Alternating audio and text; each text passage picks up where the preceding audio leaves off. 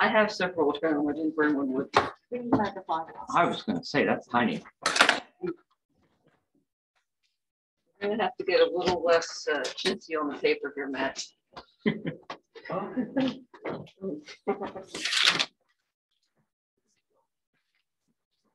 Again, everyone, please rise for the pledge. Pledge allegiance to the flag of the United States of America and to the republic for which it stands, one nation, under God, indivisible, with liberty and justice for all. Matt, I have no agenda, no nothing, and it wasn't in my box. Can I get my spot?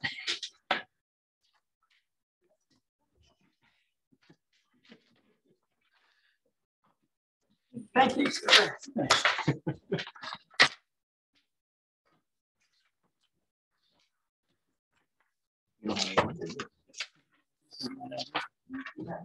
All right, good evening, everyone. Welcome to the Monday, February 7th, 2022 work session of New Britain Township. First chair comments is that the board met in executive session prior to this to discuss personnel. All right, next item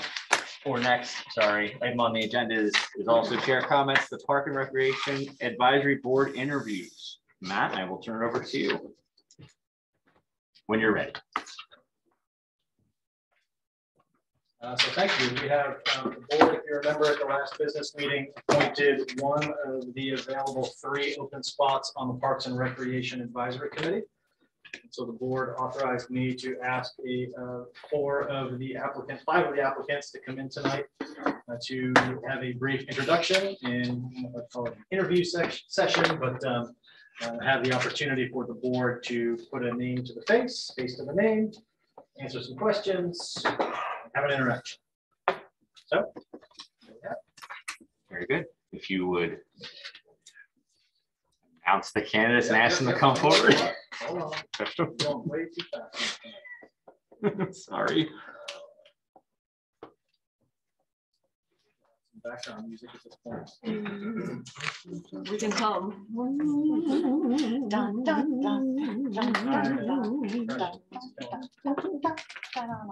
Oh, Jeopardy. Yeah. They were all missing Jeopardy. I used to have it on my phone for my basketball run I ran. But when the refs took too long to make a decision, I played the theme over the PA. All right. First one up, Margaret Briggs.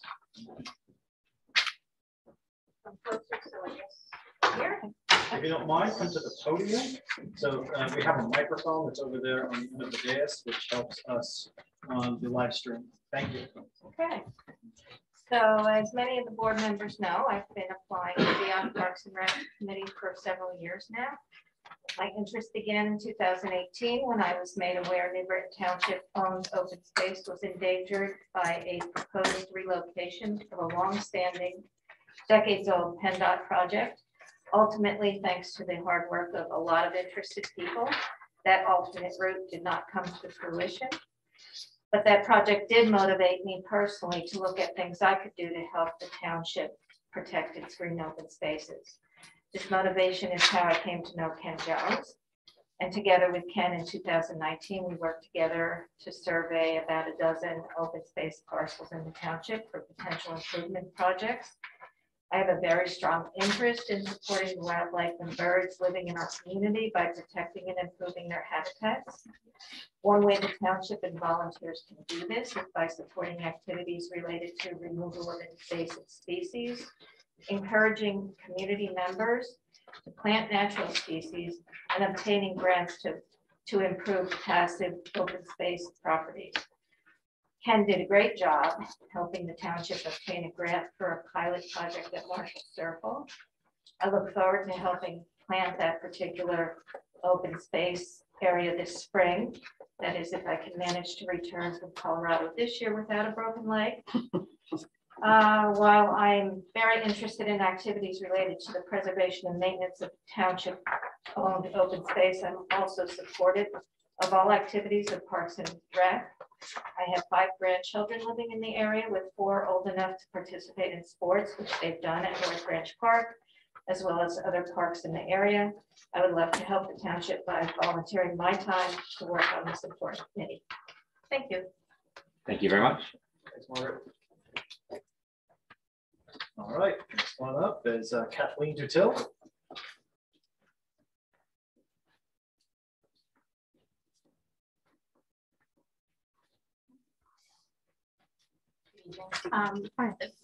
My experience, I guess, as a parent, I have 3 children. The youngest is now 16. So at this point in my life, I feel like I have extra time to devote to the township and volunteer. And so I was looking for another way in which I could give back to my community.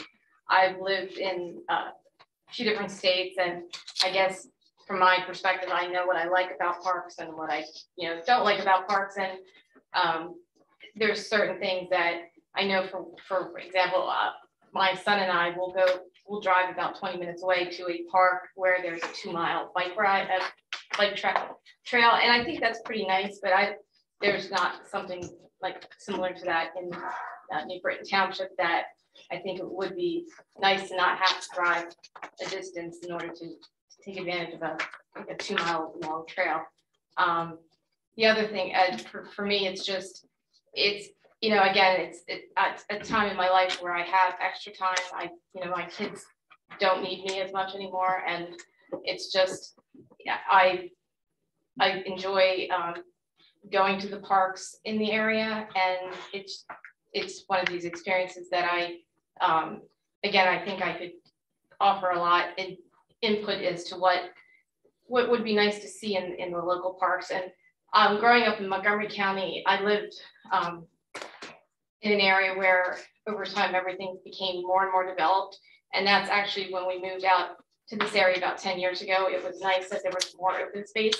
And now seeing that a lot of the area, especially down towards Warrington area, is getting more and more built up, it would be nice to preserve some of that open space and not have it all build up and become more, I guess, more and more suburban. And I do like the open space that Chalfont and New Britain Township has to offer, and that's what attracted us to moving out here.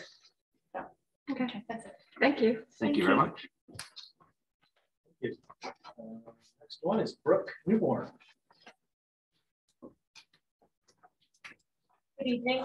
My name is Brooke Newborn. I have lived in New Britain Township my entire life. Literally came home from the hospital and came to this township. I went to the Central Bucks School District from Pinewood Elementary to Neshaminy Middle School to Central Bucks West. I was baptized in St. Jude Church in Chalfont, and that is still my parish. This is my community. This is my home, and this is where I'd like to stay. I've always thought about getting more involved in my community, but it was one of those things, I'll do it eventually.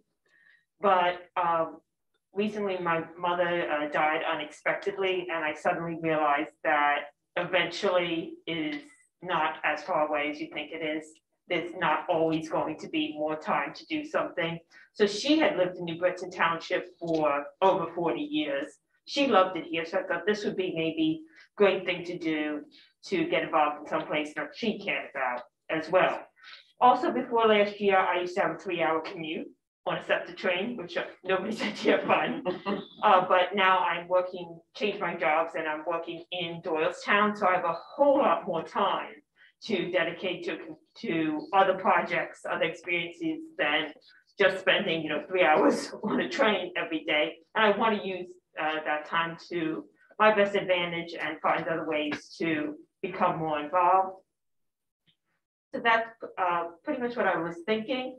I saw Porter was looking at the New Britain Township Twitter account and saw that you had openings for certain positions. And I thought Parks and Recreation would be lovely because you have such beautiful parks here in New Britain, and something that I've been able to enjoy just to go for a walk even. I live within walking distance of North Branch Park, so admittedly in February, I do not walk over here at night. And it's, while they were always nice to have, they especially became important during the pandemic because you could meet people outdoors especially if they're my parents are older, their family's older, and then they have a lot of their family friends who are older, so they don't want to be meeting outdoors. So being able to meet up for a picnic lunch with them, where we had the open air space, really was such a blessing. So thank you for your time, and let me know if you have any questions. Thank you. Thank you very much. Thank you. I too have been saved from that 3-hour septic commute. I'm really late. Yes. Thank you. Renee Steckel. Steckel. Hi. Hello, everyone. I'm Renee Steckel. I am a lifelong, just like the lady before me, resident of Doylestown, New Britain Township. I was born in the Doylestown Hospital, went through the Central Bucks school system as well. I am a mother of 2 young children who are the absolute world to me. And I spend a lot of my time in the lovely parks and enjoying a lot of the recreational community engagements that are put on, such as the 4th of July parade and, you know, all of the word's escaping me. I'm sorry. The festival is put on here. Fall Fest. The Fall Fest. Thank you. So Fall Fest, and spend a lot of time at Covered Bridge. My daughter's favorite park is the Schoolhouse Road Park. That little teeny playground. It just means the world to her. So I was also on social media and saw that there was an opening. So I decided to apply because my husband, who I've been married to for 6, almost 7 years, is an avid fisherman, and he spends a lot of his free time engaged in a hobby. And I thought that I would be able to apply what I do on the weekends and with my children and take it and apply it into something that I would really enjoy, being a member of the Parks and Recs board as a junior member. So yeah, I will give the women ahead of me, you know, credit where it is due. They have been, I feel like, a little more prepared than I was. But I am working from home and I'm great at administrative stuff and I have a lot of free time. So I'm here today. So thank you. Thank you very much. Thank you.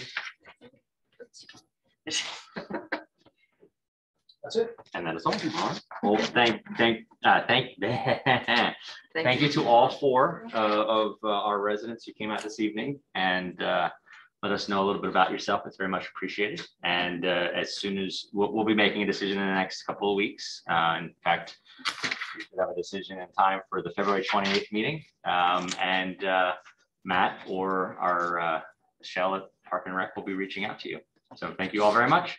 Thank you. And you're more than welcome to stay and listen to droning about land development and all kinds of fun stuff if you'd like. Important stuff. Yeah, come on. You'll have to excuse me. I'm in charge of bedtime. Yeah, no, that's fine.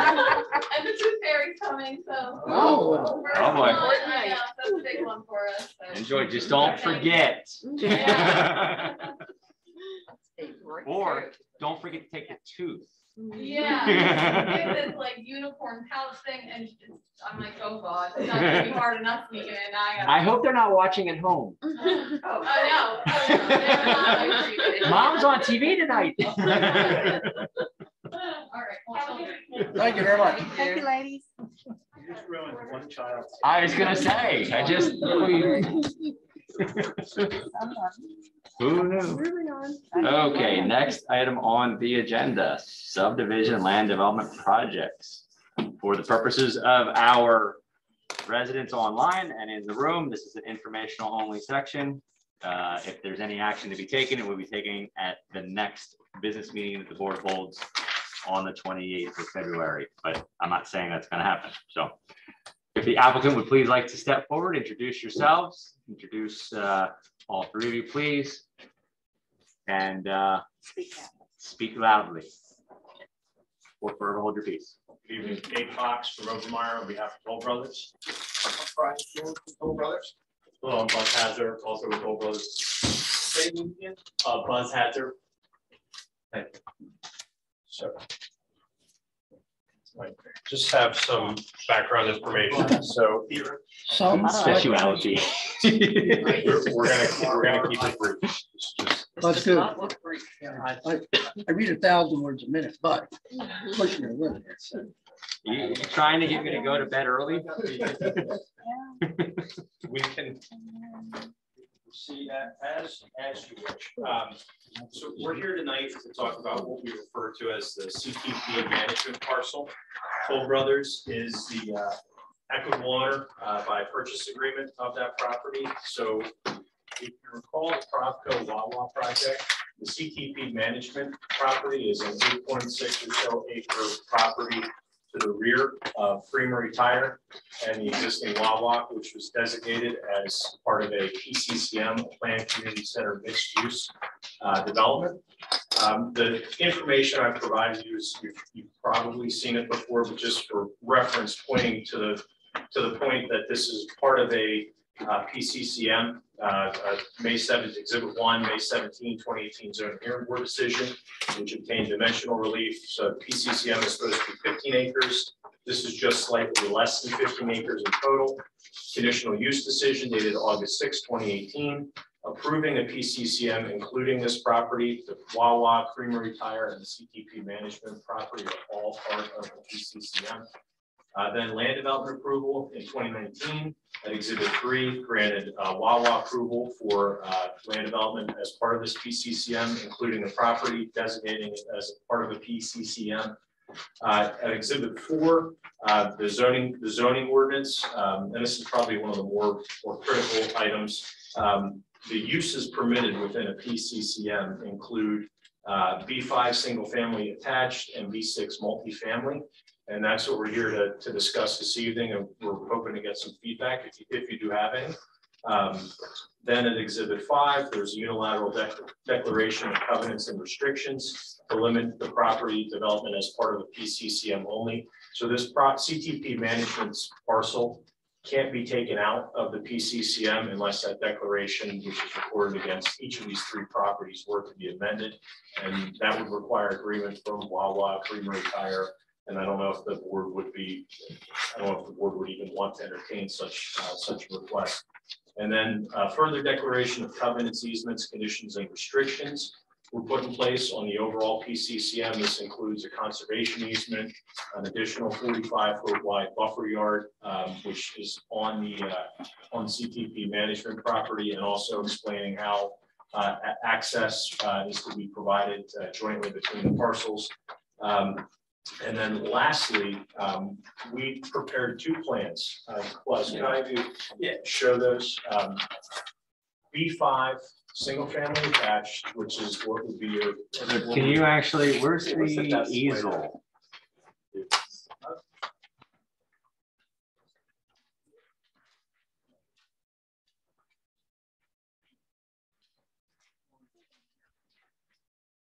If you only have one, I can put one plan on that. You can, I don't mind holding this other one up.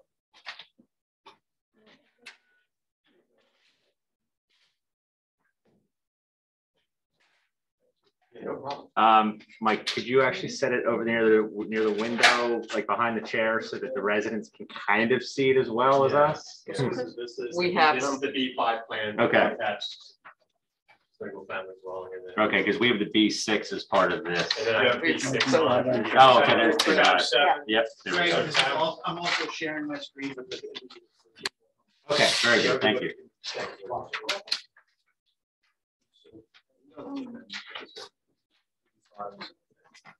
For members of the board, the B5 single family attached plan is at tab 7, and the B6 attached multifamily plan is at tab 8. So what we've done is we've taken all the recorded information that was put in place on the CTP management property, and then we've taken the specific use criteria for both the B5 and the B6 plan, and have designed what is by zoning and bulk criteria, a by right plan as far as density, number of units, whatnot.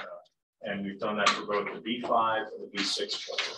The B5 plan, say Brian confirmed that's the plan that Toll Brothers would much prefer to build, because it's the construction complexities of a B6 over under multifamily type dwelling provide some challenges. Toll Brothers is more than willing to build both these plans, but we're hoping to hear some feedback if there is a preference one way or another from the board.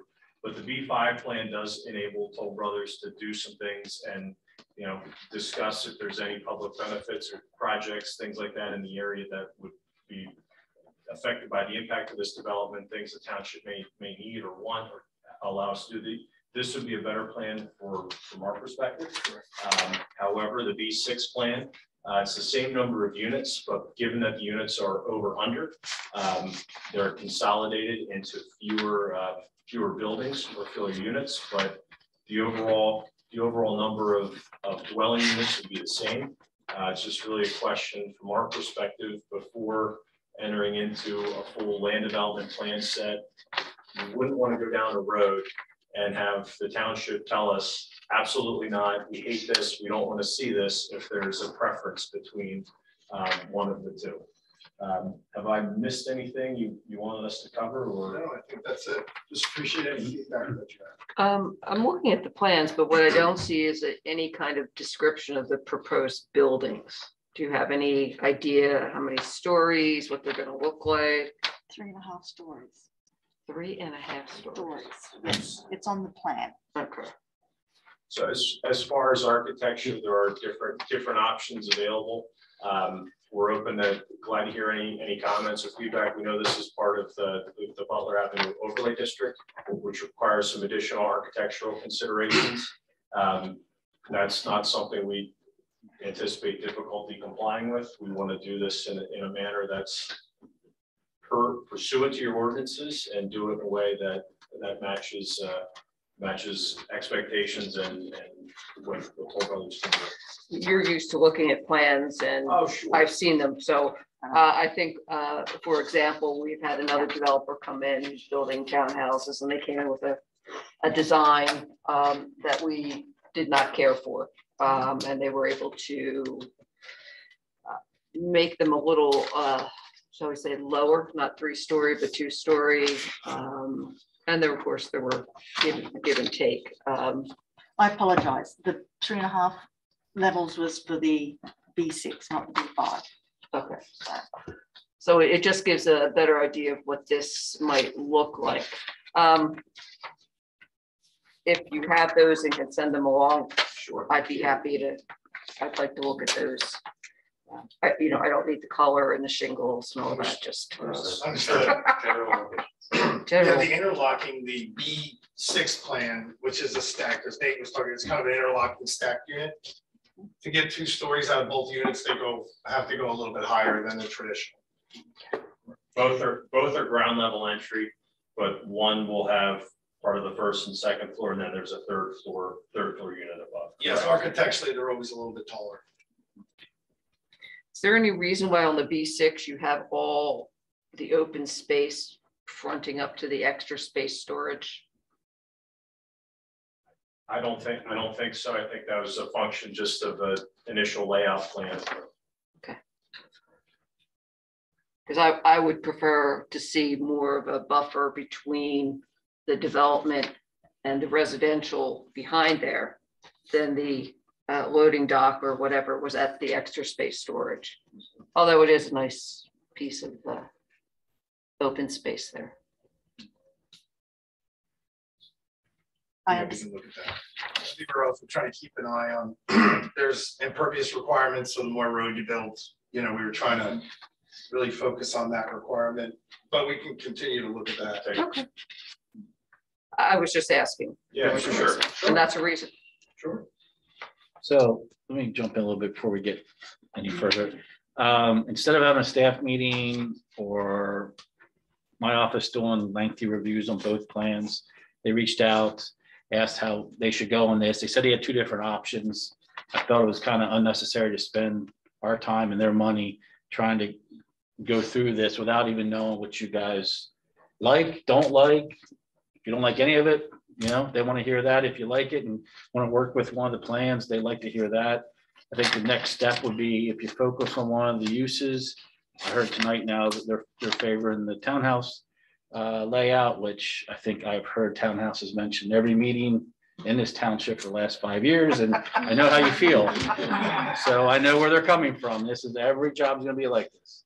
The developers, you know, the townhouses, construction, profitability, all that, they could do a little bit more, work with us a little bit more versus you have to go higher density and then you have to go higher buildings and whatnot with apartments. So, but I think it's important just to give the general feedback of both plans, what you like, don't like.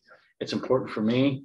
And then if we focus on one plan, or maybe you still like to see more information on both, the next step would then be for them to sign a professional service agreement, to modify their sketches, and then we can start getting involved in some preliminary engineering planning, and then they would come back and present to you, you know, more detailed plan. And so if the B6 plan would also be fee ownership. So the residents would own the units.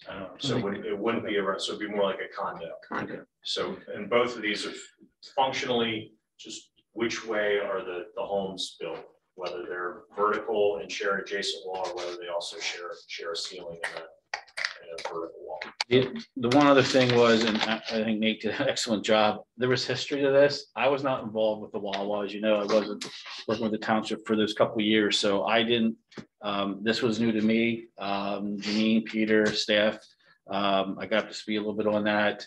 I read through the declaration, so there's a nice summary of all the history right here, but this board has gone through zoning hearing board decisions, conditional use hearings, there's declarations of covenants and restrictions that Peter's office wrote. So we have to follow those unless, and there's been the J31 use, which permits this. If you guys want to do something different, obviously you can always open up the book again and do some type of zoning amendment if everybody's in favor. If not, they're going to follow what's on the books, the approved J31.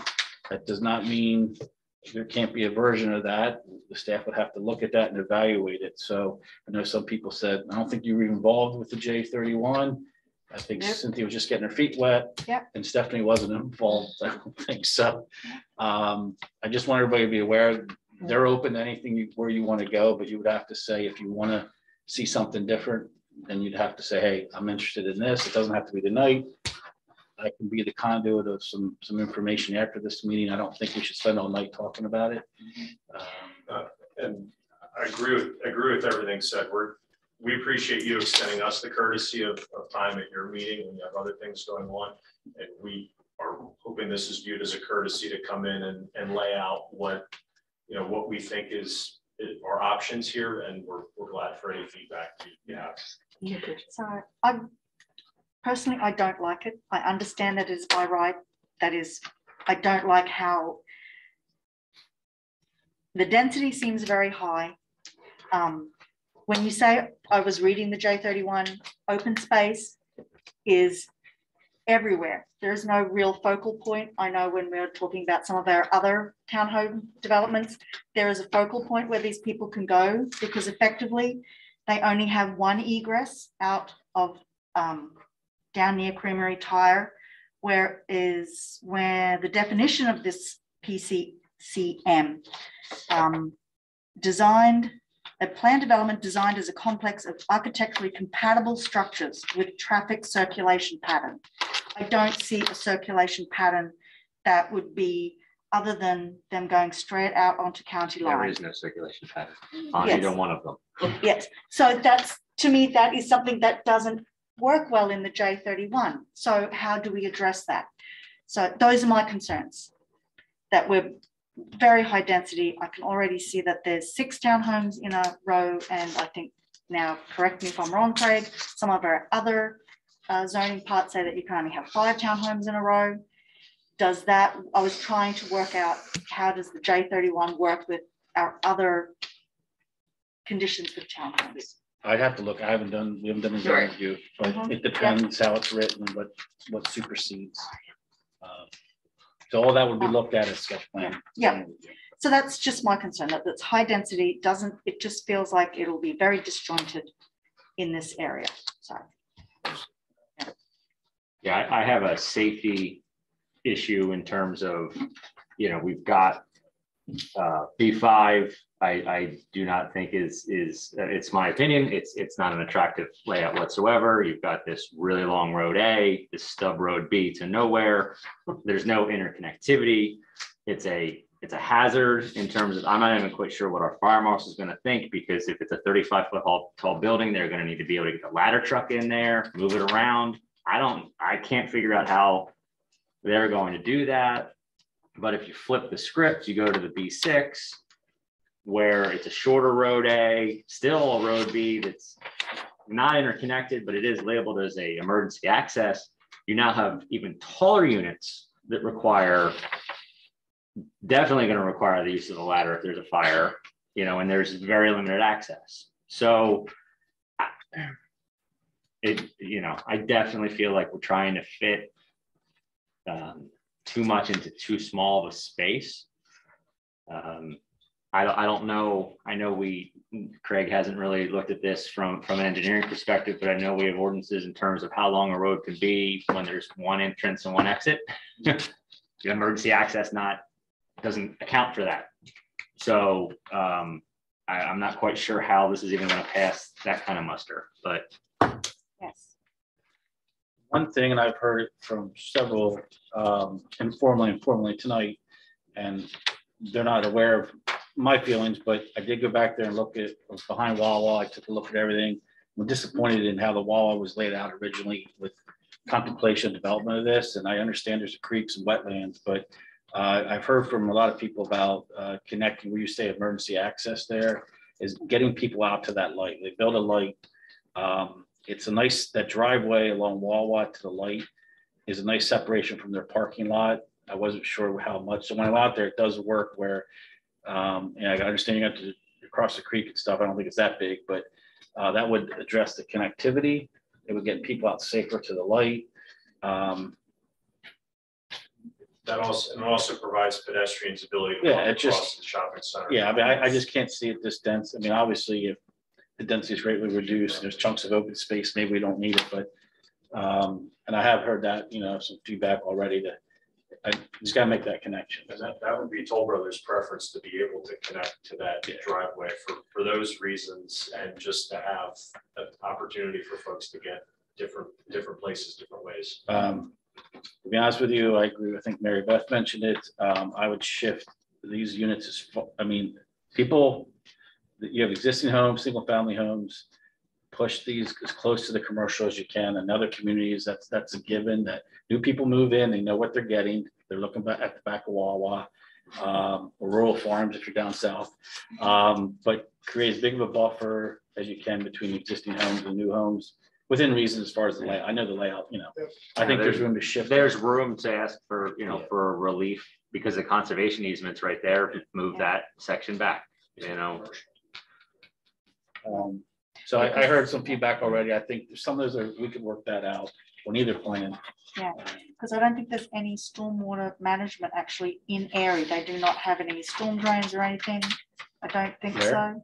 Erie Avenue, which is what's behind them. Yeah, that's right. You did mention that. Yeah, we have. The entire neighborhood has severe. So they're not aware of Yeah, it. so then that's to me, that stormwater is that going to be enough? Back there, so yeah, we can look at. Not some, but not some. Try to be kind. Significant. Yeah. There's ongoing stormwater issues. Yeah. You're saying that, you might have other things you want to put in here. What other things are you talking about other than what you've presented here? I'm not. Or maybe Craig said that. I'm not sure. These are the uses. Oh, I just said, you'd have to, if you wanted something else and they wanted it, or if they said, hey, well, you won't work with us, we'll do this. You have to modify the J30. Right. Which is, you're saying could be an option if we wanted to. If they were willing to. Yes. Well, that's what I'm asking. What are you looking? Is this what you're looking to build, or would you rather put in, I don't know, a golf course? The only thing I heard informally from both sides has been a more integrated mixed use. That would lend itself more to apartments versus towns. I'm not sure if they want to split it up. We have another development where they have apartments and towns and singles, so that's always an option. maybe that doesn't fit what Toll wants to do, but stuff like that. That I don't even think that would require any changes. Bill? Do you think 64 units is a viable condo? That's not too small of a condo association, 64 units? No, we do these type, like site developments quite often now.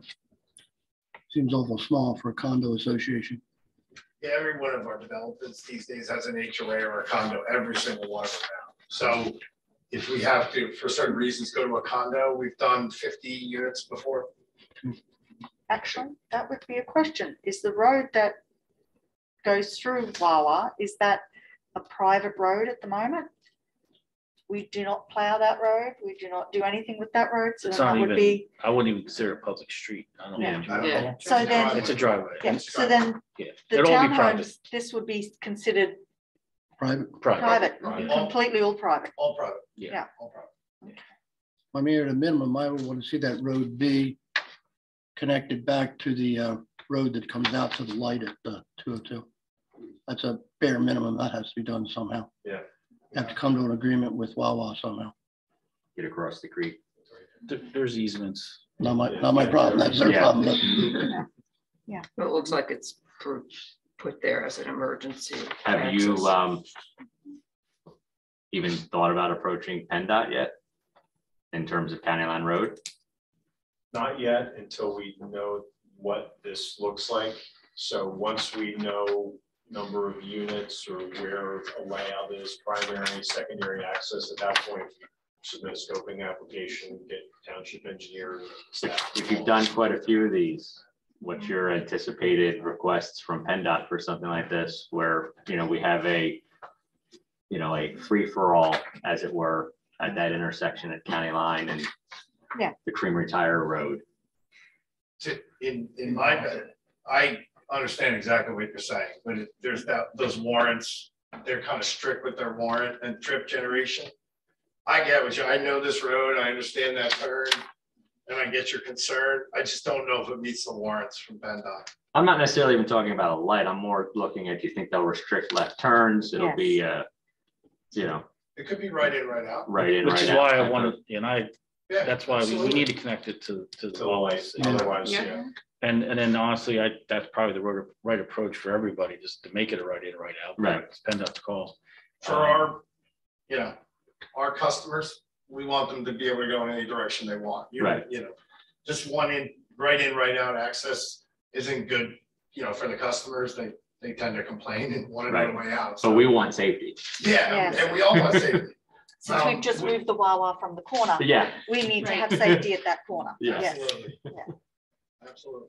That's, Hold on a second. Bill, is there anything else? No, I think that was primarily it, those two things I was concerned about. Steph hasn't had a chance yet, so. No, I mean, I agree with what's been said about the interconnected to the Wawa and getting access to that light. That was one of the main reasons we didn't like the Wawa at that corner, because of the safety issues of turning in and out.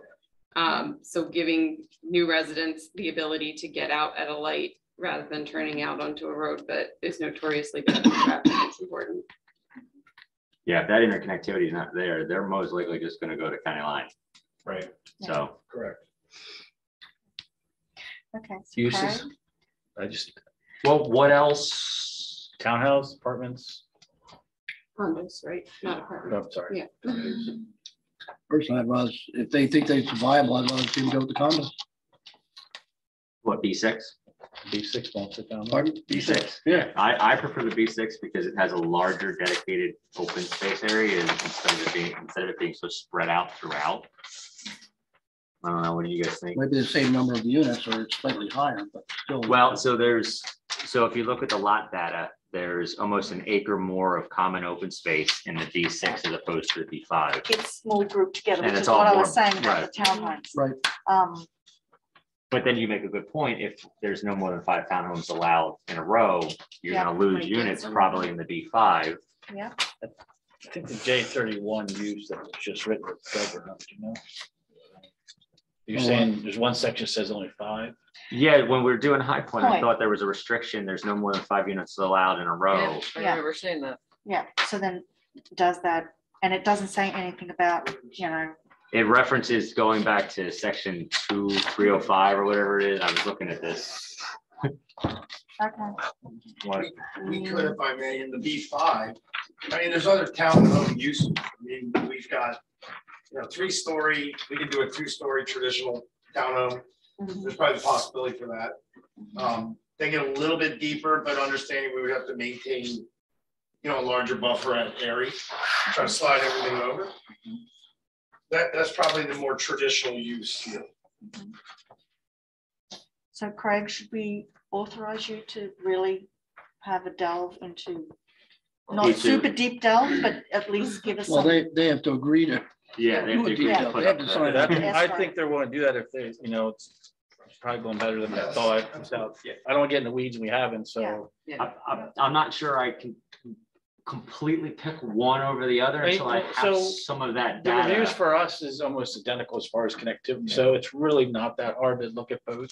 Maybe they come up with a hybrid, maybe there's, you know, we started at High Point, we started with, I think that's what you guys are referencing, very large townhouses, you didn't like them, they came, I think you need to bring in architectural, maybe show them. And then that doesn't really impact what I need to do for zoning and layout, so you prefer the more open space chunks instead of it being broken up. So if they want to sign a PSA, we can actually work a little bit with staff, with Matt and Jeannie's zoning office, myself, and, you know, get some feedback from staff, and then we can do a review on a revised plan. I also suggest they go to planning commission. If you're going to go that route, I think it's important that planning commission at least provide some feedback and then come see you with input from professionals in the planning commission. So you kind of went back and forth on that a little bit. You're going to look at both, correct? That's their call what they submit. I can only review what they submit. We'll sign a professional services agreement and get required escrows and provide plans to Gilmore for review so that everybody can have the benefit of the review of each. And then whether it's a hybrid, perhaps, we'd like to work with staff to come up with something that's as agreeable as possible before we go with a formal submission. Right. And get the input. I think there was overlap between everybody's comments, which is really, we're glad to hear that. So thank you. So we have, I think, a clear map to go down. Brian or Buzz, is there anything else we needed to add? So Matt, we get a professional services agreement. Who's the point? Yeah, you can send an email to me. Perfect. And I will point you in the right direction. Perfect. So I could also just add a little bit of something. I know it's the plan I'm looking at here on the computer. It's kind of, we're creating an island of residential area. And just as a comment of design consideration, how are we going to connect these new residents to our existing park features? No, we're not too far away from Schoolhouse Road. We have a nice park down Schoolhouse Road that we're also connecting we're starting to build a trail on. So I just throw that out there for consideration. How can we make sure we are addressing pedestrian interconnectivity? We want our new residents to be able to access township facilities. And I'm personally not a fan of creating these little residential islands, especially in this part of the township where interconnections are more appropriate. If we're talking about the northern section of the township, that's a whole different discussion, but this is our more highly developed area of the township. And I would just throw that out there for design consideration. Yeah, there's almost a way if you could get an easement on that northeast corner to connect to the sidewalks on the storage building side of Business 202. Well, or even a path or get some sort of easement behind there to get out to Erie. Well, you wouldn't want to take, Erie is going to be tough. Not a road, not a road. Yeah, we're not going to, trust me, we're not going to get anywhere with Erie. Okay. That'll be a witch hunt. we don't want to do that. We'll take a look and see what we can come up with. So there are some sidewalks to the front of the extra space, but yeah, you gotta get there. Right. But then you have Erie children being able to walk to Wawa. I know, but think of the connectivity. that development would then be able to walk to the Giant and to Wawa without having to go onto County Line or Schoolhouse. Well, not necessarily. Yeah, It's a private. it's a there's, It's private roads, private. Oh, owned, gotcha. it's Okay. trespassing. Unless we do an easement and trail like Matt said. Yeah. And I'm Do sure an they would easement do down that, the side. but I've been Okay. burned before now. It has to be public. They have to agree to it. Mhm. And if that's what you want, that's fine. We just make it a public easement for the trail or sidewalk. But that's the thinking out of the box. Right. How do we connect Mhm. these things? And let's explore everything. right. So, Does the rest, Appreciate having that conversation now rather than down the road, so. does the rest of the board have any other comments? Is there any public comment online? No. Is there any public comment in the room? And if there is, name and address? All right, sensing none, then thank you very much, gentlemen. Thank you. Have a great rest of the evening.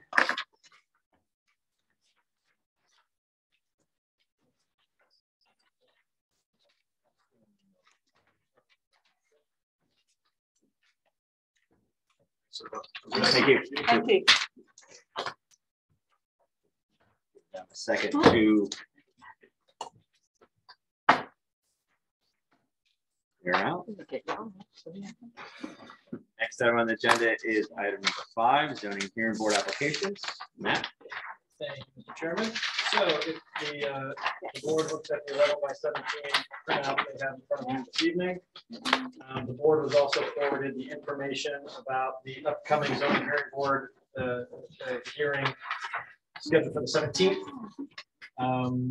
The board has seen all of the application materials, which is included in it.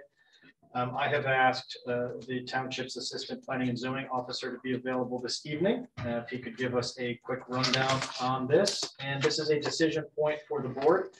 The board would like to authorize the solicitor to go to oppose it, to support it, or take no action. So there's a lot moving and going on with this particular application, which is why I've asked Ryan Damon if he would come up and just give a little brief synopsis of what's happening. I know he and Craig and I've been talking about this, so I think that amongst the three of us. I told Ryan I'd take the lead, told Peter, Ryan would be my backup, but you know what? Yeah, very good. I don't know all the I mean, I know enough of the detail, but this is an application that's got a little complicated as far as different versions. So I think Ryan's up to speed. Can we ask that Ryan start a little bit? Well, I was going to ask you, do you have anything under the bus? No. Do you have everything in front of you as far? Do you have the variances requested? No, we just have the Oh, sheet. it's on one Just have side. Very, very small print, something Right, here. well, Ryan, if you want to present their application, and then I'll chime in with the others. So in the application, they asked for a few variances, but that's, they requested some at a later date as well. So the most recent request for variances includes, we have a variance from 27,300 to conduct more than one principal use on a single lot. 27,305 A7B1, 27,1402B,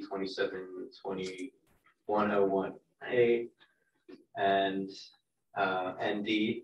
And those 4 sections are to permit the nursery and or garden center use on a lot with an area of 2.28 acres, where the required minimum lot area in the C3 district is 3 acres.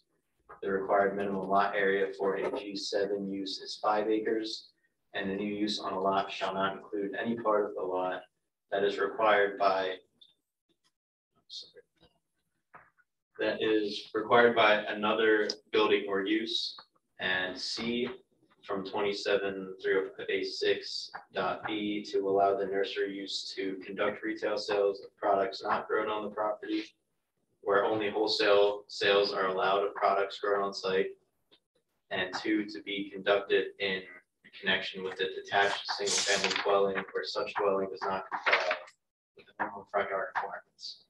Alternatively, the applicant appeals the zoning officer's October 19th, 2021 determination denying a zoning permit application for the proposed nursery and or garden center uses as activities allowable on the property. Where's that? That's in the public notice. Okay. Ryan, the background of this application, they bought this property and then didn't they expand the parking lot without permit? What happened with that? So they expanded the parking lot without the permits. They got a violation letter in the mail, and then they subsequently applied for the permits for the parking lot. They didn't propose any change in use at that point. Right. They just applied for the parking lot. So they were approved for that, and then they came back and applied for a change in use of the property in subsequent application. Did they need to have any variances or any changes to have that parking lot? I don't think so. Not for the parking lot. They just did it without approvals. Yeah. I mean, But they retroactively got it approved. I mean, yeah, there's basically it's a single family home. They built the parking lot without approvals. Then they want a change of use. Then we actually had a staff meeting with was a veterinarian. Yes. So never made it here because they were just kicking the tires. They're marketing it for several different, I think Mike and Matt must have got 2 or 3 calls with different entities. Then they came in with this also in this application. So it's been a moving target, to be honest with you. I think it's going to continue to be a moving target. They want to keep the, Ryan, they want to keep the B1 single family. The reason there's 2 uses, they want to keep the single family and have as the garden center. Have they indicated that the people that are going to own the garden center are going to live in that, or are they renting that out, or? They didn't indicate that. They just said they want to use the existing dwelling as part B1 and then part of it as an office for the. Goodness gracious. Yeah, and if you've seen the plan, I don't know if you have a plan, but It's a hot mess. Yeah. that's a good way of saying That's it. a great way. I just told Matt today I'm uncomfortable, or actually Ryan called me. I said I'm uncomfortable for a lot of reasons, and there's a lot of, so. Kind of crazy. But I'm really concerned about the 2 primary uses. I'm concerned about the amount of impervious. You know, they're required 5 acres, they only have 2.2. I think the one's 5 and the other one's 3. Yes. There's just not enough area to do this. You have that pond. There's gonna be impact to the pond. What is that pond? Is that? That's been there for. It's where my mom used to ice skate when she was 5 years old. But I mean, it's a natural pond. It's not, I've always believed that it was a Yes, natural pond. It's been there for 60 years plus. To be quite honest with you, you guys have opposed applications that have far less variances. Oh, yeah, no, I'm opposing. It's not it, even close, so. That's why I'm wondering. You're not why picking on it's- anybody. This is just a lot of relief for a relatively small project. It's marked as a detention basin. Yeah, well, we've been, It so contains water. part of the parking lot, we've been involved from day one about they had to, you know, do stormwater management. They were working with Janine and Ryan in my office on that. Then they came in with this change of use. I oppose it. So, Send do our wanna- solicitor to oppose. I do want to ask, what is the Right to Farm Act? He's using that as a defense, so I'm like. This isn't farmland. Right farm means that you're allowed to farm and that people can't claim that noise or odor violations if they moved in after you. You have a right to farm. Yeah, That's a very. it doesn't poor apply here synopsis. and it doesn't apply to zoning. So basically, we can't adopt ordinances that specifically would restrict farming. His restrictions are due to the fact that it's an undersized lot that, you know, he's trying to do various, you know, additional uses on. That's not, you know, we're not telling him he can't farm it, because his proposals aren't gonna work. Unanimous, then we are opposing and sending solicitor to Please. oppose. Yes, There we I go. agree. Need a motion? Oh, you need a motion. Is there a I'll make motion? To send our solicitor to the zoning hearing board in opposition to the 122 Upper State Road request. Is there a second? I'll second. All those in favor, please signify by saying aye. Aye. Presentation items. These are informational only. Possible action to be taken by the board at our next business meeting on the 28th of February. Good evening. Evening, how you doing? Good. Can you introduce yourself for the viewing audience? My name is Chris Stanford. I'm with Michael Baker International. I'm a professional engineer and a certified planner.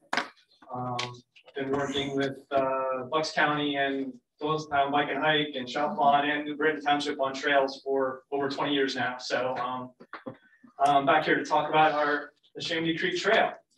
As you may know, we worked with the township to build a section of the Neshaminy Creek Trail from Forest Drive down Bristol Road, down to Upper State Road.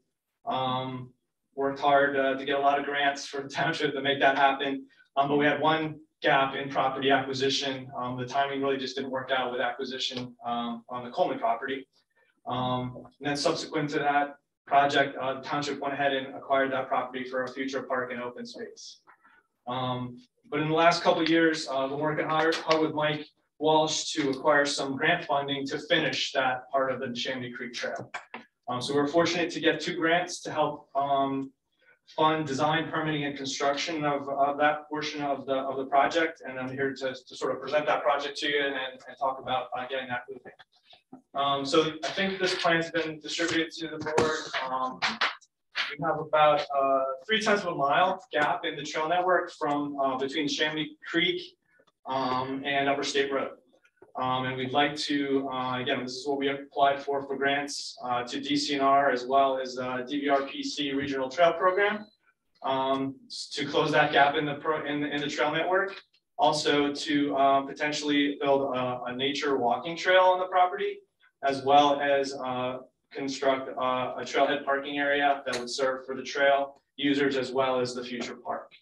And there's also some other landscaping and planting amenities that be added to the project. So we're talking about like I said, 1/3 of a mile of asphalt trail, and then the rest would be a nature trail, walking trail, mulch trail, likely. So just to crunch the numbers here for you, we've done some preliminary cost estimating.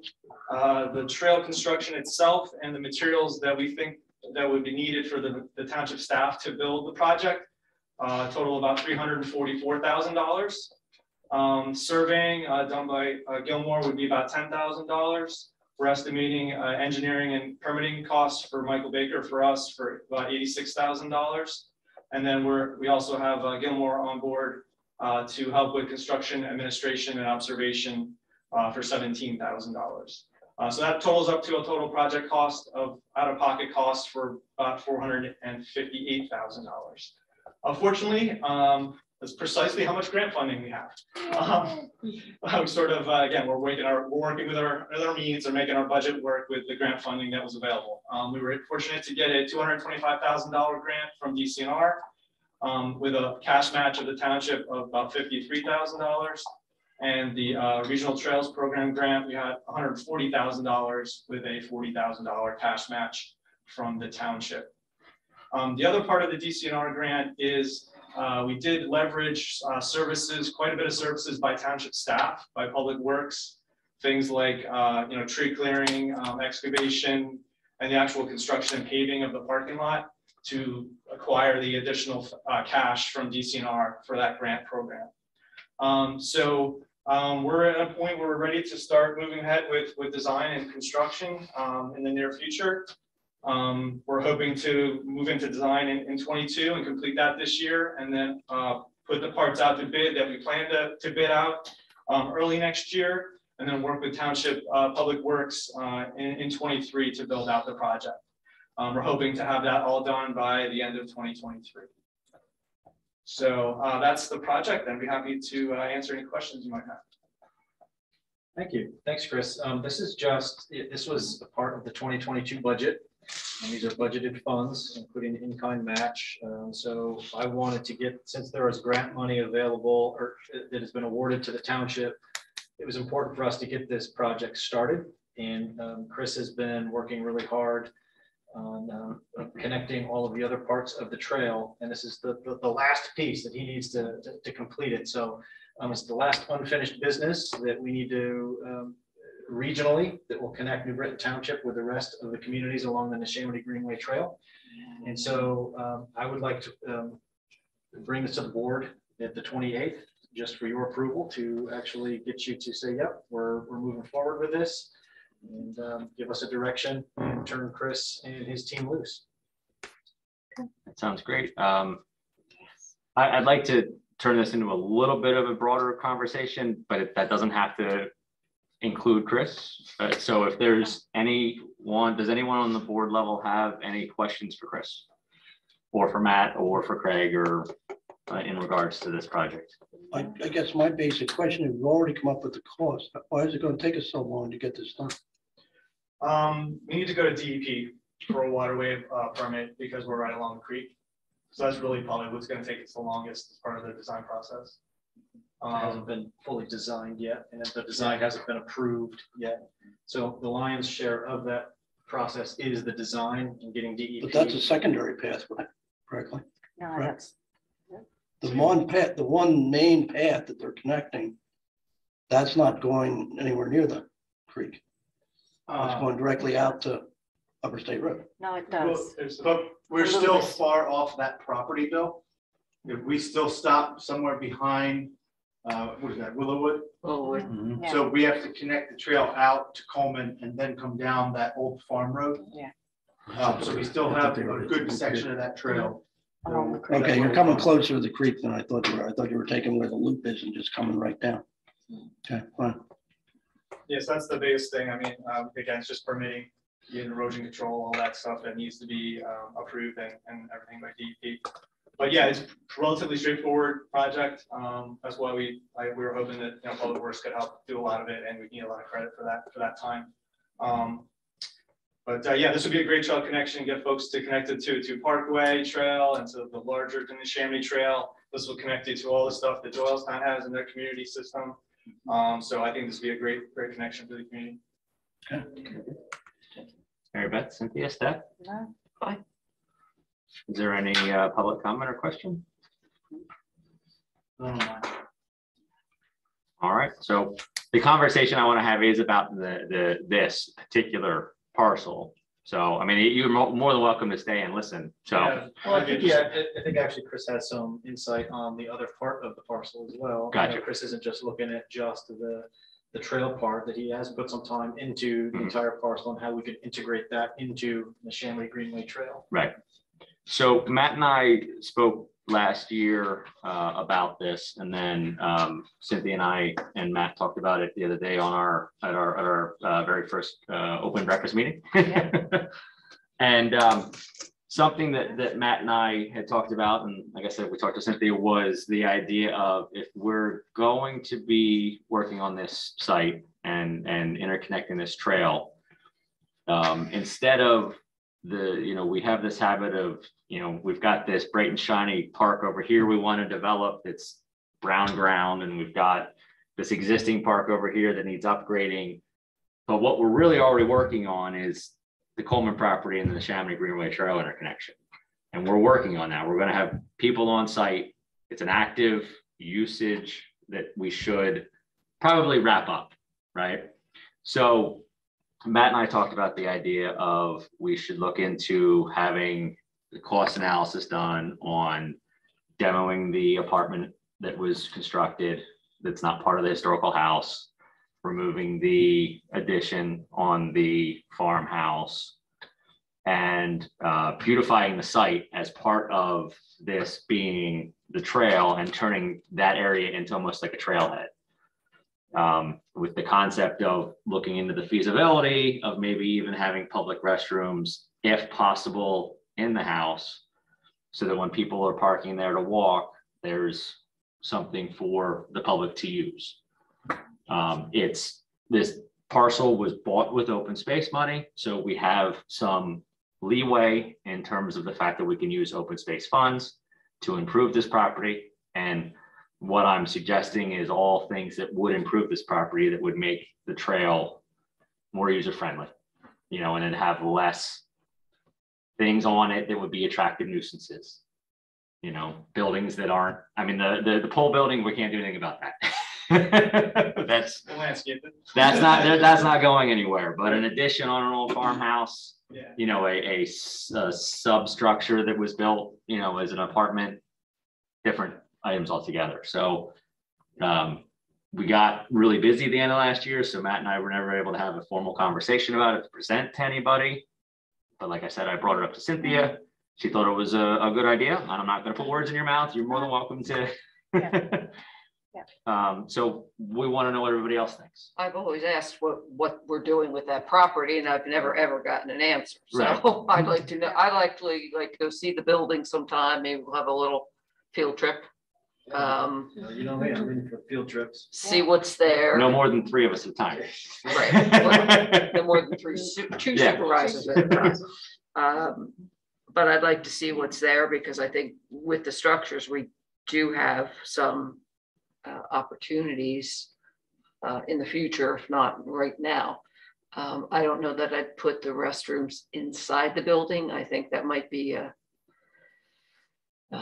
problem. Yeah, that's with vandalism yeah. and other things. But they do like to light porta potties on fire anyway, so. Yeah, better it's outside, better it's outside the Yeah. house than inside the house. So, but yeah, I'd like to see that, and I'd like to see us do something with that, since it's sitting there, and make sure it's being maintained so it's not deteriorating. Right, and if our public works is already there doing most of the labor in terms of putting in the trail, Better than mowing grass. it turns into a larger project. Yeah. Bill, Steph, any? Well, at one point in time, we looked at the possibility of putting a couple of fields over there, just general purpose fields, just to be used by residents in the area.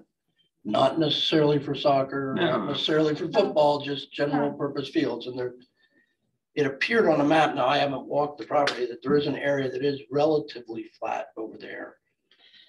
It doesn't have a lot of forest on it. It could be cleared off for general use, so. And I don't know whether that's something. I guess the area that's fronting on Upper State. Closer to Upper State, Yeah. but. Isn't a lot of that floodplain? The back is floodplain. Yeah. I mean, if you mowed it short, just so that people could kind of park and then play Frisbee. Well, there's a huge gravel parking lot as you Yeah. enter the thing. I mean, why can't it just be a wild open field of grass that people can then just go kick a ball, have it as an, Well. but I'm saying not an official field. Right, Have yeah, it yeah, as a, yeah. has it But as a passive act.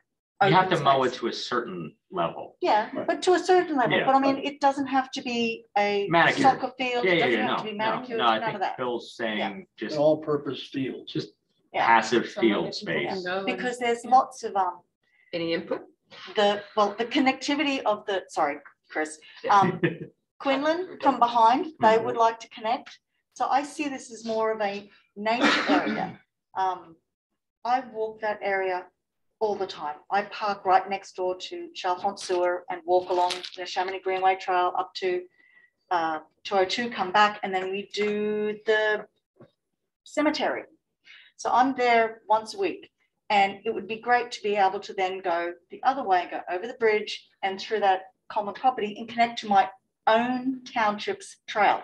I don't walk my own township's trail because I don't have anywhere to park, and a bathroom would be fabulous around there, and lots of garbage cans, because there's 2 huge developments there that are going to use it for their dogs and walking, and it will connect to Yanami and everything. I can see that as being the, oh my goodness, the great stellar piece that's going to connect everything together. So, but it does need to have those facilities, and we really do need to have that thought about how bathrooms in houses or bathrooms on. Yeah. So. Yeah, we did show on our concept plan, it was, we called it a meadow / passive recreation area. So I think that would be a good use because that does flood. I think that is part of the water, that area that gets underwater on the major storms. So obviously you don't want to put too much there, that would be damaged, but I think it'd be a great, place where you could throw a Frisbee, have a picnic. I think it's been a couple years since we've seen that plan come by. Yeah. So maybe we need to find it, take a look at it. Yeah. Because the I think house. like you have it right.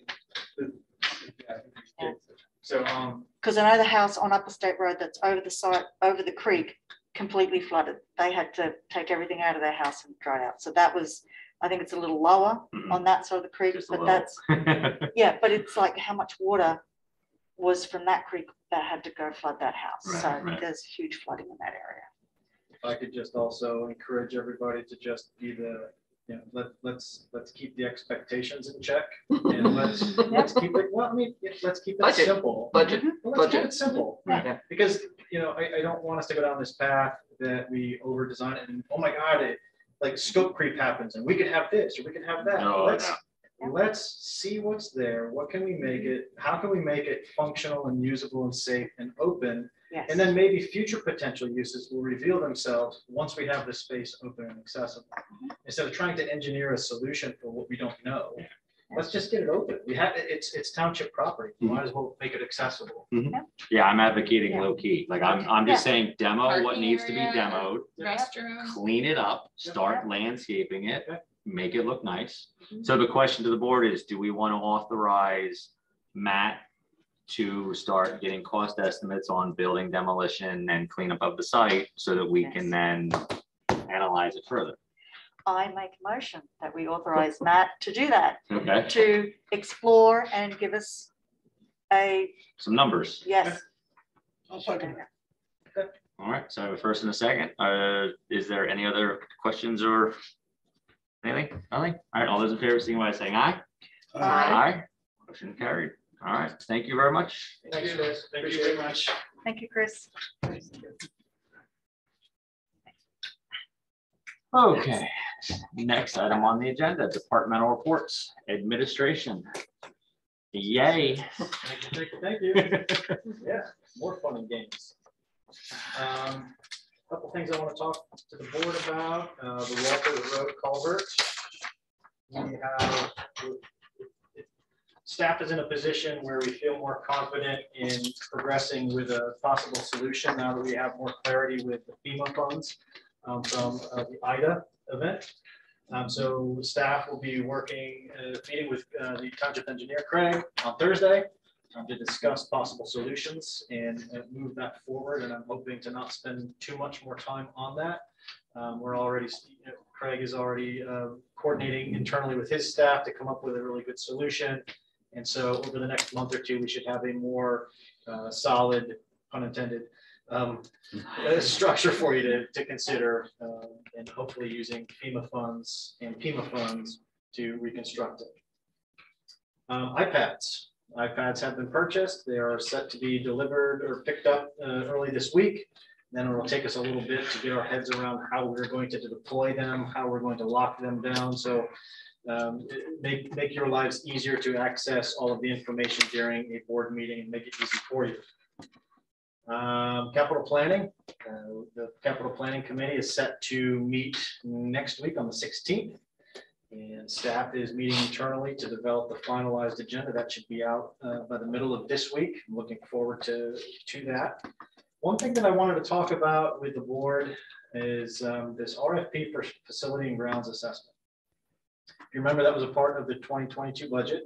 The board authorized funds to hire a professional consultant to come in and help us perform a facility and grounds assessment for North Branch Park.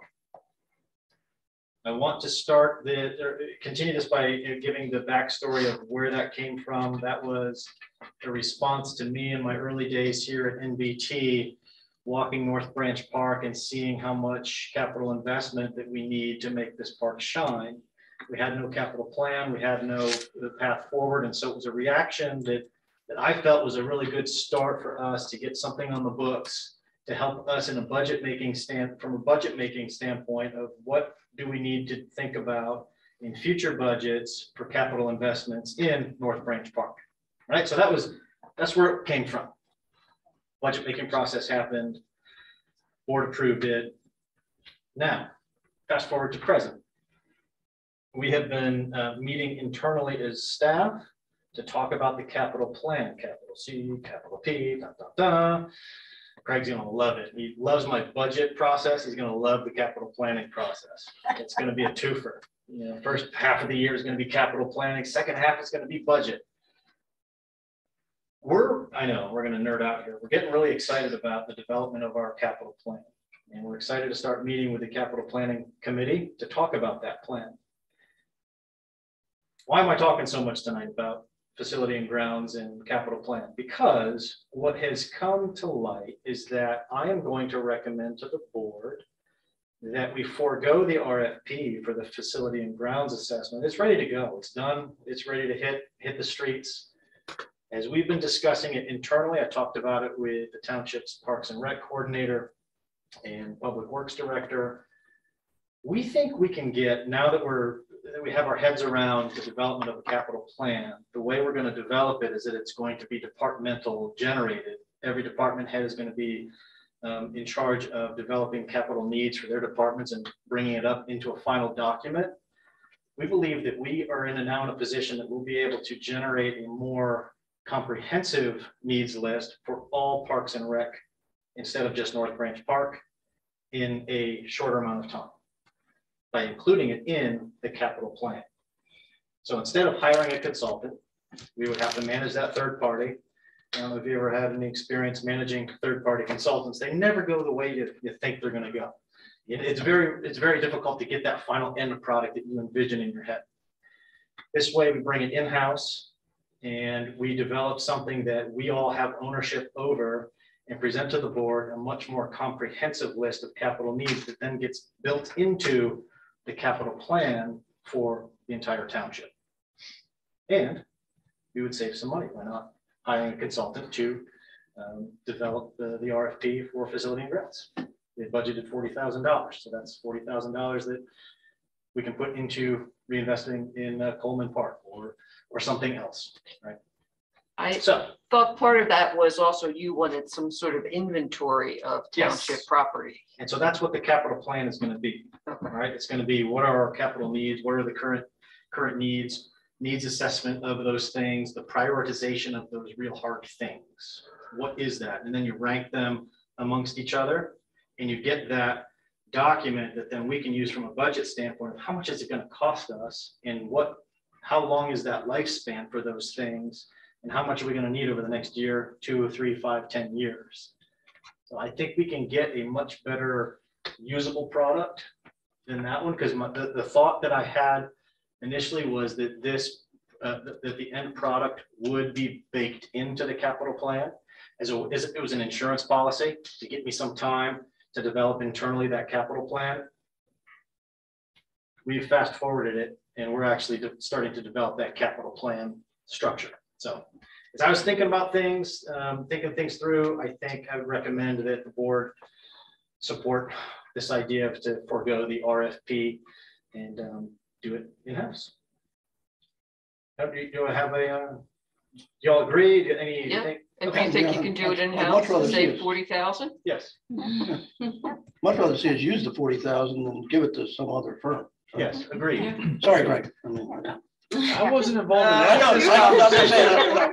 I hate to tell you, from the sound of things, he's saying that they're going to be part of it. So I think some of that 40 is going to go over there anyway. You can duplicate it with other things. The process that you're going to use for this North Branch Park, you then can duplicate for other parks, other things in our township. It's going to be all Parks and Rec. It's going to be every department. So it'll be township-wide, the capital plan. Yeah. Very good. Thank you so much. If you don't mind, I'm going to move on to the Public Works Department and jump over Chief. He's got a couple of things that he wants to fill the board in. And I'm going to be really quick here. Dugout roofs, Field 4, North Branch Park. Remember those? We've talked flapping in the wind. Materials have been purchased. They should be picked up this week, and weather depending, construction should start next week. Awesome. I am really excited about it because we are doing it in-house, and I really like the idea of Public Works and Parks and Rec actually having a project that they can hang their hat on and we can showcase. So I'm excited about where this is going. And we are saving a significant amount of money because that tube was in the budget for $24,000 and we're getting the project done for less than 10. Great. Very good. And that concludes my report. Thank you. Thank you, Matt. Thank you very much. Chief. Good evening. Good evening. So, good evening. Matt doesn't want to hire a consultant? I do. Yeah, so now I have to sell a consultant after that just to Sorry. Third parties are so hard to control. So yeah, you do have a memo where we're requesting approval to move forward with hiring a policy and accreditation consultant. We've discussed this in the past. We did receive a PCCD grant, which actually covers the entire amount of the consultant and the accreditation process over the next 2 years. So that'll be for you to consider at the next board meeting on February 28th. We did identify a consultant we'd like to go to, and that's what we're asking that board approve us going with that consultant. The next item that I have is regarding new hires. Matt and I have sat down with 2 other potential candidates last week. We have completed their background investigations, and we plan on making a conditional offer tomorrow. I will not release the name right now because we haven't talked to either one of them to notify them of how we'd like to proceed. So, barring any questions, that concludes my report for tonight. Good luck tomorrow. What's that? Good luck tomorrow. Thank you. So with this conditional offer, if it works out, are we up to full staffing in the department then? Yes, we'll be up to full staffing. For how long is another question. Well, one of the corporals is in the drop and plans to leave in the next 1.5 to 2 years. Any other questions for Chief? No? All right. Solicitors report. Thank you, Chief. Sorry, I should say that first. Thank you, Chief. I have nothing. Thank you, sir. Should I ask?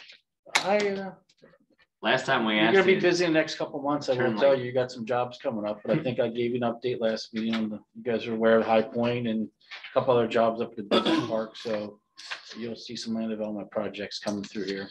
They'll go to planning commission first, so you'll hear it. So, and Matt and I, we've got a lot on our plate here. It's gotten very busy on the direct projects and also on the land development side. So we're pushing limits right now, but it's good to be that busy. And I guess, I mean, Matt knows we're a pretty big firm too. So you guys, we always get a call, hey, you have a structural engineer, come look at this. I mean, we're working on a salt bin shed that's already been there, a structural engineer, we have environmental staff. So, you know, when Township save money, it's still just a quick call and saves a lot of money just to have one of our consultants come out, kind of sign off on it from a liability standpoint, from a professional geologist, engineer, surveyor, structural engineer. So, you know, we're always there to support you on that. So very good. All right, thank you, sir. Board comments. Mary Beth? I have no comments this evening. Okay, Cynthia? Okay. It's basically housekeeping. We have been talking about it for the last few months regarding board members, Board of Supervisors members should be stepping down from our boards and commissions and becoming liaisons. I would like to, since we will be hopefully finalizing our appointments next meeting. Is it next meeting? Yeah, next meeting. Sorry, I said next month. I would like to make a motion that we reassign Board of Supervisors to liaisons on any township board and commission. Trying to figure out what kind of mechanism that is. I think it's just an internal policy. Well, it's a yay or nay. So if I make a motion and we have a second and then we vote, then we can either, that would. Well, but it's not binding.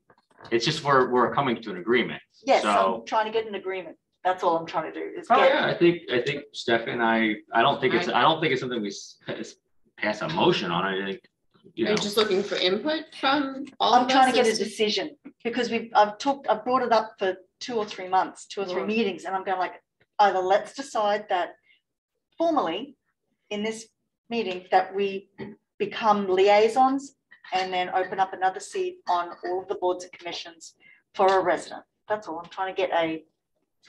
Well, we've already agreed to that. So I don't think we had formally. Well, I had spoken it and nobody had said yes or no. I agree with Actually, that. Mike has you two resigned already, so. yeah, I mean, we've already. that's why we. We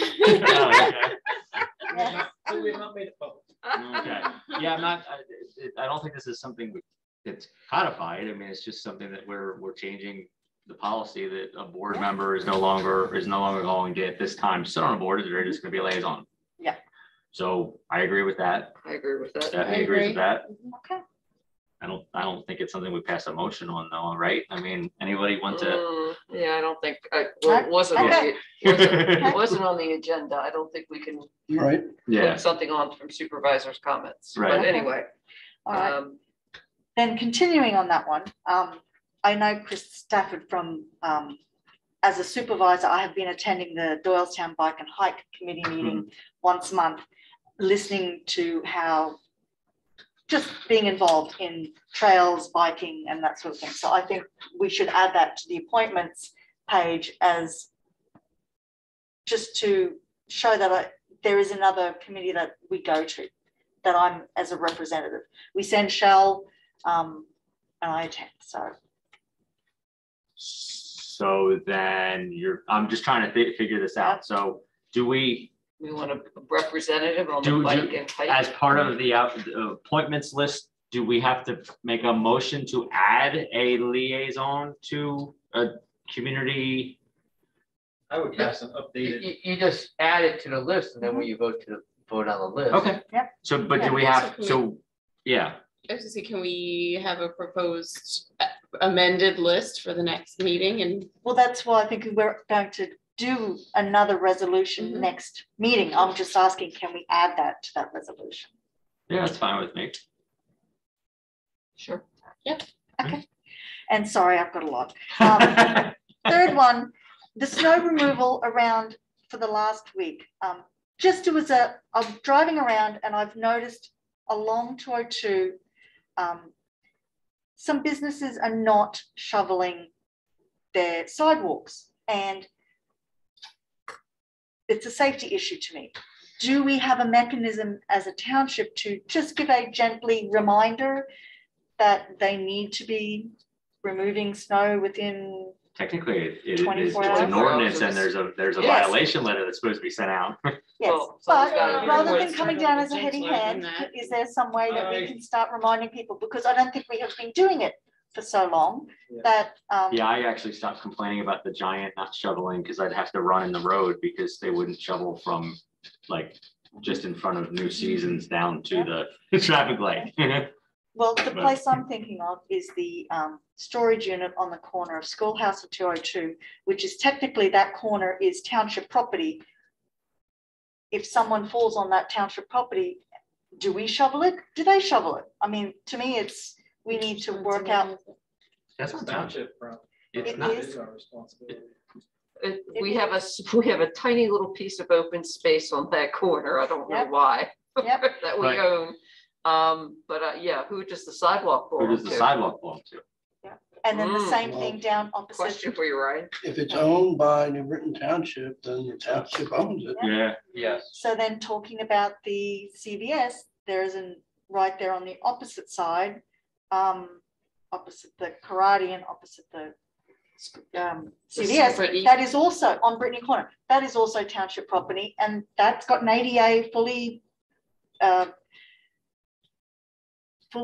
functional sidewalk or landing, and that's not plowed. Or things. Well, I'm just saying. This is actually stuff that should be directed to Matt.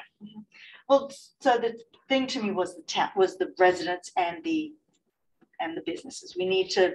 How do we start getting people to start plowing? The township business is ours, but the residents is a issue. It sounds like we need to do a reminder campaign. There we go. Something that snow removal is a thorn in many municipalities' sides because oftentimes it's difficult to get a hold of the owner. But yes, I think there's a way to do it, to send out friendly reminders. Hey, don't forget, this is what we're supposed to do. Here's our ordinance. I think we actually put it in the newsletter, do we not? Yeah. Yeah, about shoveling it's an ordinance if you need to shovel your sidewalks. Yes. Yeah. It's on the website as well, is it not? If people Read on the them. website and read the newsletter. So Greg, I'm going to take back my no comment. Oh, that's fine. Bristol Road Extension. yes. One thing I would like you to deal with PennDOT is to lower the speed limit from Bristol Road Extension up to Ferry. Yep. It's 25, 35, and then you hit New Britain and it's 45. Yep. Right by the park, Yep. right by the developments. Yep. Yeah, it doesn't, and Ferry Road is 40. which makes very little sense. So I would like you to ask them to please lower the speed limit on that stretch. Wasn't there a study done a couple of years ago and it said that 45 was the speed it was supposed to be there? There's already been a study done along there. Luckily, that was the 75 percentile, so that's 80 percentile. So that's why it got set to And that would change it, but you could keep asking. Yeah, we can ask again. Yeah. Yeah, there was a study done, I think, just before you came on the board. And I will ask, that did come up, Mhm. and they still said that they were not planning on changing the speed limits. They said there was no proposed speed limits. I can ask again and ask them to take. I think the whole board would like to see the speed lower. So, I mean, there's no doubt of that, especially with the park and the crosswalks. And It doesn't make sense. And it's been an ongoing issue forever. And it's not our road, it's their road. I can't believe that 75 percentile do 40 miles per hour on Ferry Road either. I don't know if the chief, what equipment, I mean, you can always do some internal evaluations. They're not official. PennDOT won't accept it. You know, personally, as I drive that road, but anyway. Well, the situation is PennDOT's not going to arbitrarily go out there and do that. It's if somebody else wants to bring up the case and then you can say that be monitored, then it comes up to the point. Because we asked, as part of that study, we asked for flashing lights, did we not? And they turned us down. For the pedestrian crossing. There's a whole big thing. And I think the first month Matt was here, I got a request from a resident and got the same answer. And Janine had all the history of all that. But you just keep asking. Yeah. You know? I mean, the amount of the study isn't very expensive, so it's worth it. And if you get a good timing and 85th percentile is at 35-40, then there you go. PennDOT still has to say, okay. And you can just tell us when to go drive it and we'll drive it. That's what I was thinking. We'll get a Some caravan. of our overflow police cars out here, and I'll slow them down a little bit when they do this. Does it have to be a sunny day? Can it be in the middle of a rainstorm? Can't explain those vehicles won't exist, right? Well, they're still here right now. That's it. Yes, all right, Bill? No, I'm fine. Got enough fun. All right, and I don't think I could possibly have any at this point. My brain shot. Committee specialities. Committee reports. Park and Recreation Committee. Thank you. So tonight we have Parks and Recreation Committee under committee reports. Hopefully, starting next month, we'll have Capital Planning Committee is an additional committee. This evening, I just wanted to quickly bring the board's attention to the memo that was forwarded to you last week regarding the memorial plaque for Field 4. If the board is amenable to that, it would ask that the board consider it for approval at the 28th business meeting. Was there any feedback about the plaque, about the design, anything? I don't have any objection. I just remember when it was discussed initially, other members of the board were not in favor of having fields named. Is this something different? The plaque isn't naming the field, but it's seemed to be naming the field. The plaque does say Crystal Alessio Field, and I had that same question, and it has not been standard township practice to name a field after a person, which is why I'm asking if the board is in favor of this. If not, we can go back and ask for the plaque to be redesigned. I'm not in favor of naming fields after particular individuals. We already have a field that's named. Which one's that? The one next door to it. There's already a plaque up there memorializing someone, and it's this. Does it say this field is? Yep. Oh, it does. Because that's why this plaque has been designed that way, because it's reflecting one that is already out there. Oops. That was my understanding. What field is this? It's going to be my field trip tomorrow. Yep. Well, Matt will It's check it also out. down the back in that same area. It's also a baseball field. Field 4? Can't count them. I have Is never it had in baseball. that so I end, don't know. or is it No, this it's end? right next door. So the field that To they're the building? they want to put the plaque on, the other one is right next door, and it already has a plaque on there. Well, no, is that plaque for the pitching? For the pitching area? No, it's an actual person. I directed our manager walk out there tomorrow. Yeah. and check it out. I don't remember field being named for anybody. I'll do the recon and report back. And if we've already allowed it, I don't see how we could say no to this person. That's it. That's everything for. Okay. Thank you. Public comment? I just have a question, Craig, about the PennDOT thing that you guys were just discussing. How long ago was that? And when they do eventually put the Bristol Road extension, will that impact them having to reevaluate because of the traffic that will be coming in? I'm a little confused about PennDOT and their rules. I mean, every road is 40 miles an hour, so why are we 45? And it's just very. I don't know the date of that report. That was a couple of years ago. Yeah.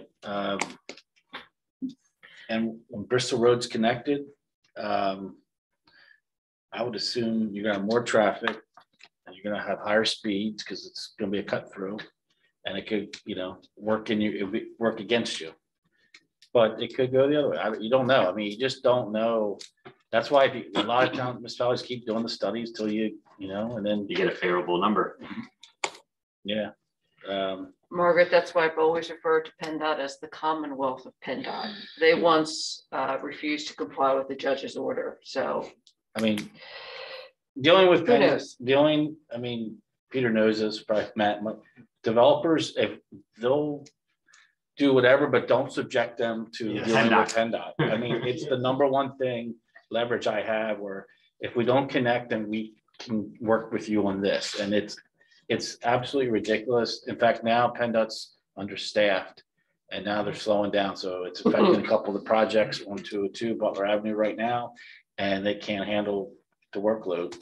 And they're skipping stuff. They're just not looking at the level that we do with our reviews. So it's not getting any better. And it's just, ever since I've been an engineer, you don't want to deal with PennDOT. You'd rather deal with DEP before PennDOT. Well, I can certainly rally people to PennDOT about that if this comes to fruition.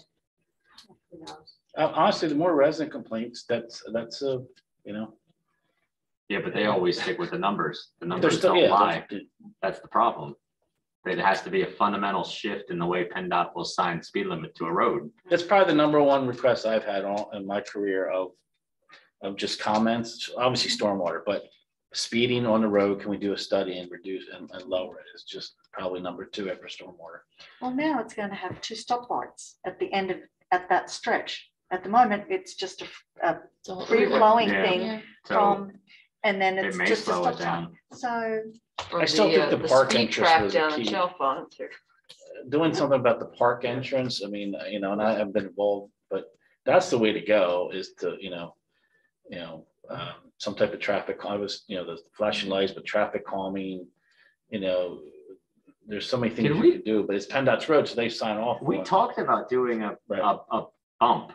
Okay, I didn't want to get into it, but yeah. A speed, a table, a crosswalk. Speed table, decorative. You can do. You won't do that on a Slow state down road. because when they're coming to this building and everything, they know that you might be sitting there and you're gonna catch them. You want to put a camera on the back of my property.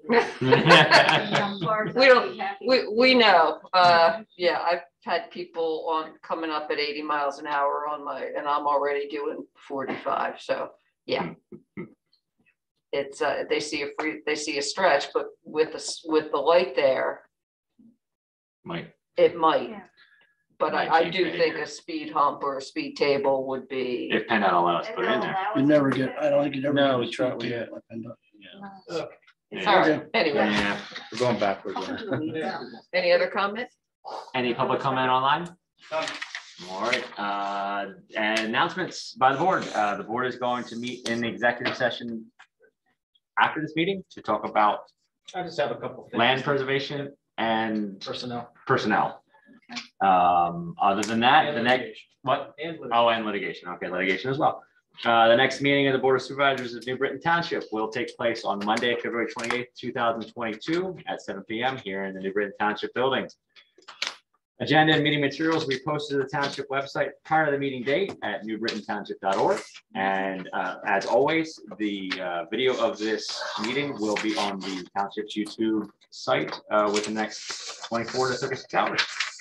Thank you all for attending this evening. At this time, we'll take a motion to adjourn.